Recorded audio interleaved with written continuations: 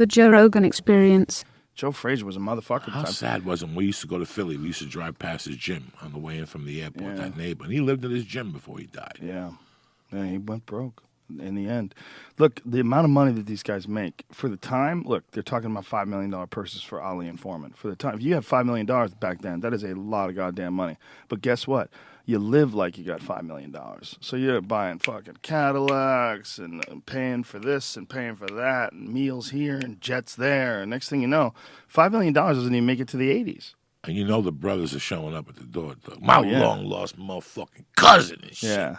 Listen, man, we got a venture, and this motherfucker can't go wrong. Barbershops in white neighborhoods. First year, going to make 30% of your investment. Second year, 60% of your investment. And they just hit you with some crazy speech.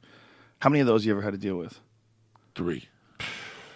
Oh, you get them all the time. I had to deal with one recently. Movies, TV shows, you get them constantly. Just ear beatings. And all you have to do is invest why'd money. I even come here? Listen, man, I'm not a movie producer. All you have to do is give us a check and we'll do the rest. Okay. You don't have to do anything. You don't have to worry about it. Yes, I do. I have to worry about it.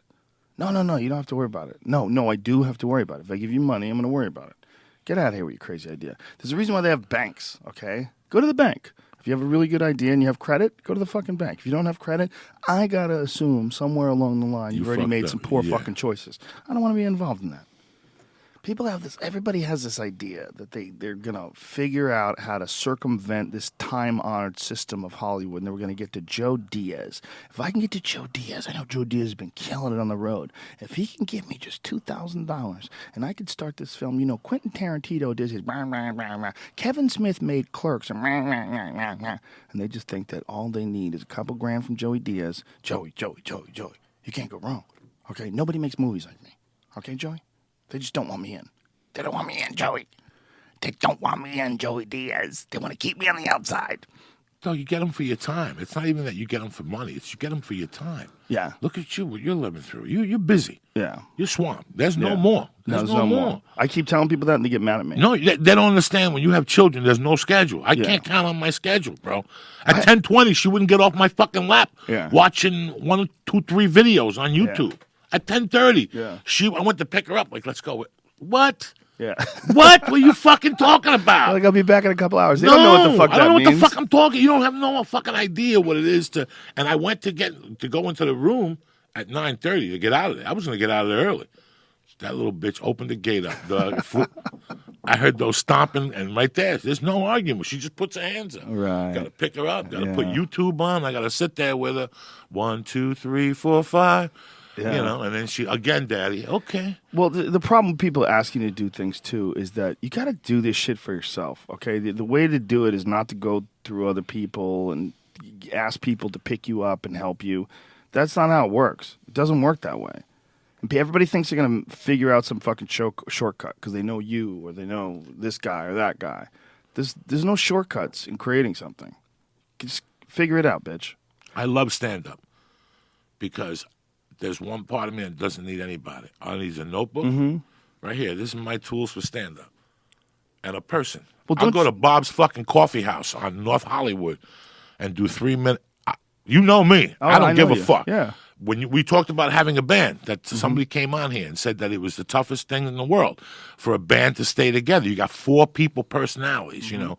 You get these people that come to you now, and I was breaking it down for you on the plane. They'll say, hey, Joe, how you doing? My name is this. Read my script. Do you like it? Yeah. We're going to get $8 million. And then you go, okay, when you get it, call me. I really like the script, something you're interested in, whatever, 3 days. All of a sudden, you do get a call in a year later, and they say, hey, we're making a movie. But guess what? We didn't get $2 million. We got $200,000. So instead of you getting $10,000 a week, you're going to get $100 a day. And it's going to be a hit. We're going to make it happen. 9 out of 10, they run out of money for marketing and editing and the whole fucking thing. So your movie ends up in YouTube. They don't have a legit schedule, so you have to work Saturdays and fucking Sundays. You know, those people that are involved in those low rent movies, too. They're a fucking nightmare. Ooh. And it's their dream. And I get it. It's your dream. But don't include me in this fucking thing because you want me to do everything cheap on my end, all the hours, and it's your fucking dream. If it's that much of your dream, do me a favor. Forget the 200 G's. Go get another 300 G's. and make this fucking work. Well, not only that, you can find other actors out there that will do it for cheap. There's people out there that just want to act, sort of like a comic will go to an open mic night. There's certain actors that just want to do something to put it on a reel. Go find them. There's a lot of talented people out there that are not working. As far as like acting goes, there's a lot of fucking people that can do it. There's a lot of talented people. It's just I just have a problem with people like asking you to help them do it. Like I get it from comics all the time too, just looking for a break. What are you talking about? You're not going to get a break from another comic. The way you get breaks is by going on stage and being funny. Like go to an open mic night, be funny. The club will say, "Hey, Joey Diaz, you're fucking funny. We would like you to come here more often. The audience really enjoyed you." Next thing you know, some manager says, "You know what, Joey Diaz, you're really funny. We would like to think about taking you on as a client." And that's how it works. Like a comic coming along is not going to make you funnier. And then the people that do that, they always have a distorted perception of how good they are already. You know, those kids that are asking for a break, the kids that want you to help them. Hey man, I just need a break. If I could do a guest set for you, it would really help me. Like that's not. You don't go to the Doug Stanhope show and ask for a fucking guest. Although Doug will probably put you up. Doug will probably go, all right, 2:15, start it, go up front. Doug will push a fucking open micer on his first time on stage. He'll do that in front of like a crowd in Norway or something. But that's Stanhope. You know, it's not normal. Yeah, you have to do. It's amazing what people. You know, we weren't like that. Thank God. We knew that this took work and heart. We knew that this wasn't going to happen in one night. I was old enough already when I started. I was long in the tooth already. That I knew this was just not going to. You know, you just didn't walk on stage and things happen. And people come here and they're called desperados, where they just do. They'll come up to you for a guest set, and you got to ask them, what is this going to do for you? Right. How's this going to fucking change your life? It's like I've never been too much of a hanger-outer. I don't believe in that. I never believed in that shit. You know, I believe in doing a spot. If I go to the comedy store, it's because I'm doing a fucking spot. If I don't go to the Improv, my name isn't on that list to hang out. There's no, for me, there's no. Because if you come up to Joe Rogan, Red Band, or Jamie and go, "Hi, Jamie, my name is Joey Diaz. I'm a fucking I'm a funny comic." Jamie's going to say, "Are you going up tonight? Because we all want to watch you. I love to laugh. Right. You're funny. Let's go." No, I'm just here hanging out. You ain't that fucking funny. If you're not on the list, you ain't that fucking funny. Or they don't know about you yet. There's a possibility that No. Or There's certain people that go to the Improv. That's it. And they'll tell you, "Dog, you got to network." What network? You network on stage. I network on stage. Yeah. When they laugh and I walk off, that's networking. Well, not only that, when you're a comic, you're sort of like a fruit or a vegetable in that you're growing, and then one day you're gonna be ripe. And when you're gonna be ripe, everyone's gonna know about it. People find out about you. People found out about everybody.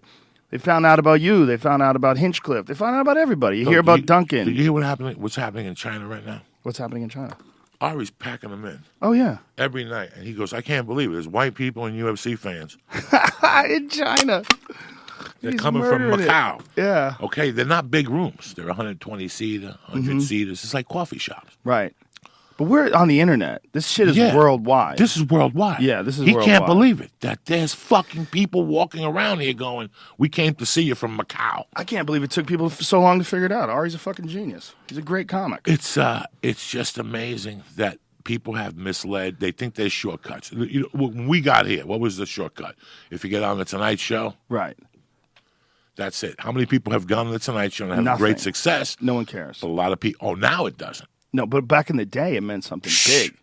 You know, Stephen Wright days. Dog, I could finally do a technical getup. A Turkish getup? No, a technical getup in jiu-jitsu. I could finally do it after a year of practice in hotel rooms.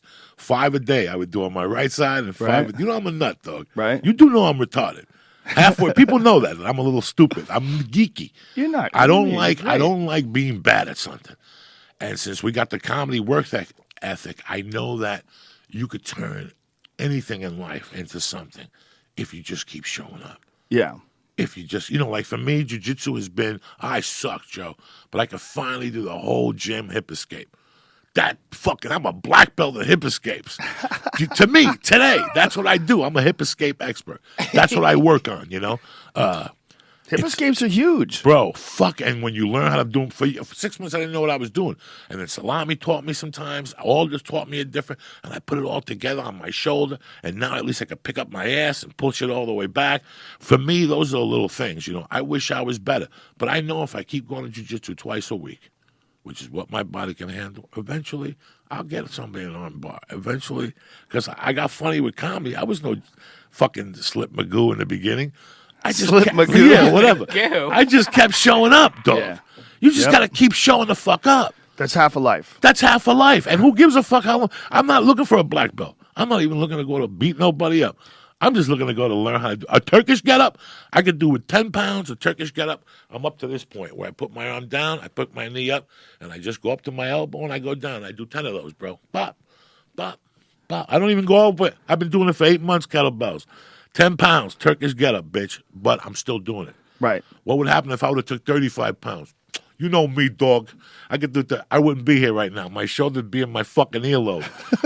But at least I know this going in because Right. of comedy, because of the lesson I got from comedy. That it don't matter, dog. Just keep showing up. Yep. Yeah, but nobody laughs. Dog, keep showing up. Some people, you tell them stay home. Some people should You stay know home. what, man? For some people, it's like me. When we did comedy, there was 8 people who had a chance. There was Yeah. another 6 who were funny, but they had day jobs because they were married or had children. Then you had 2 people who did it as a hobby, that every once in a great while they drove to a gig. And then you got 3 people that just had mental health issues. Yeah. Okay. There's And always they showed that. up every week and they were nice enough, but you knew there was something wrong there. And for them, it was the way this is for me with jiu-jitsu. I'm not for them, they're not looking to be on NBC. All they want to do is one time in their life make somebody laugh. How special is that?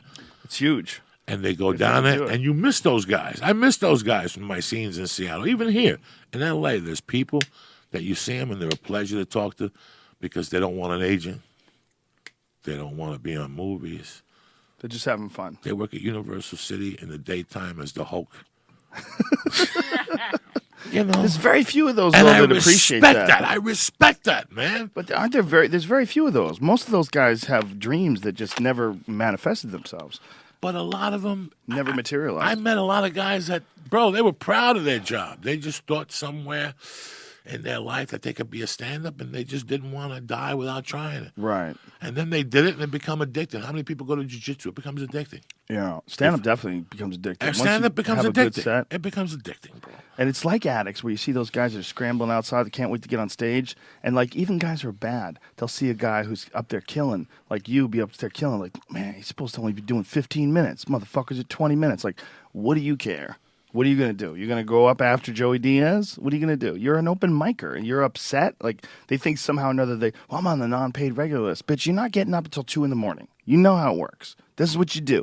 You're on a non-paid. I was a non-paid regular. You get up after everybody else. That's what you do. If You there's wanna- anybody how left. fucking crazy is that? People should know this. You were on a TV show, and you were a non-paid regular, which by law, if you're on a TV show, you're allowed to go in there and bump bitches.